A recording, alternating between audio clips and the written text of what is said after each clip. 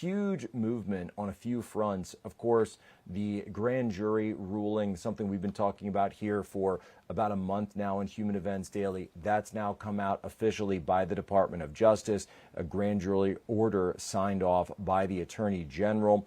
And of course, John Solomon also putting out that it looks like those grand juries are going to be taking place in Florida, or at least the main grand jury there. And one of the reasons could be, again, like we talked about with Matt Gaetz just a few weeks ago, if any of the predicate actions of a conspiracy against President Trump took place in Florida, that means the venue would be then secured for Florida. We're going to see that. We're going to see so much more as the story breaks. What else do we see in terms of breaking news? The House Oversight Committee, Congressman Comer, putting out all of those subpoenas early this morning.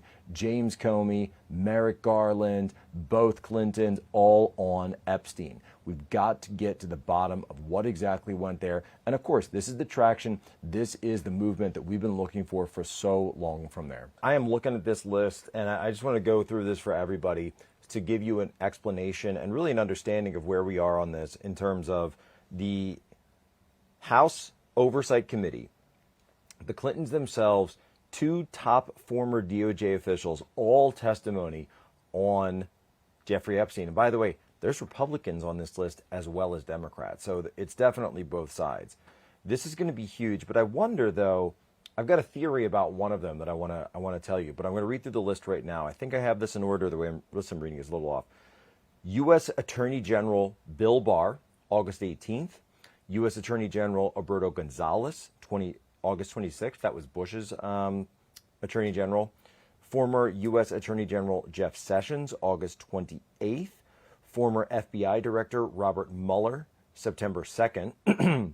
Former U.S. Attorney General Loretta Lynch, September 9th. Former U.S. Attorney General Eric Holder, September 30th. Then you go back a little bit, and we've got FBI Director James Comey, August 7th. Former Secretary of State Hillary Clinton, October 9th. Former President Bill Clinton, October 14th. One noticeable error or glaring omission, I should say, is the fact that you don't see who? You don't see Chris Wray on this list at all, who was the immediate former FBI director. But here's key. Loretta Lynch. We, of course, want to know what her role, if any, was in Epstein, but Loretta Lynch also played a huge role in Russiagate. And so it's going to be interesting to see whether or not in this hearing, so of course she's brought in ostensibly for the purposes of talking about Epstein, and I hope she answers all of her questions. She'll need to, as well as all of them. But Loretta Lynch played a very, very interesting part in Russiagate itself, and of course Hillary did as well. So I wonder if we're going to see a few questions regarding that, because we remember, what was the tarmac meeting? This is one for Bill as well.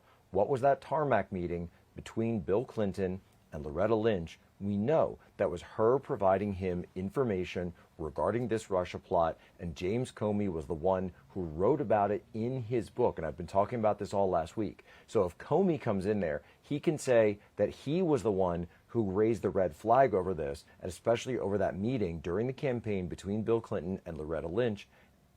James Comey, I'm telling you, this is not exactly the kind of guy who's going to stand up under pressure.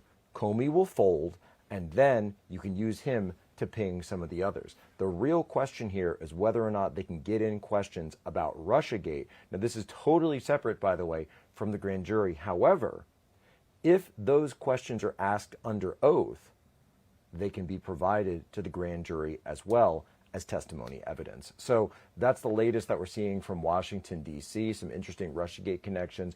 Obviously, all of the Jeffrey Epstein stuff needs to be investigated thoroughly and in full. And I'll just say this from my perspective, the American people don't deserve just another high-pressure, high-stakes TV show. They deserve people in bracelets, in silver bracelets, for what it came down to those victims, to those women, to those young girls.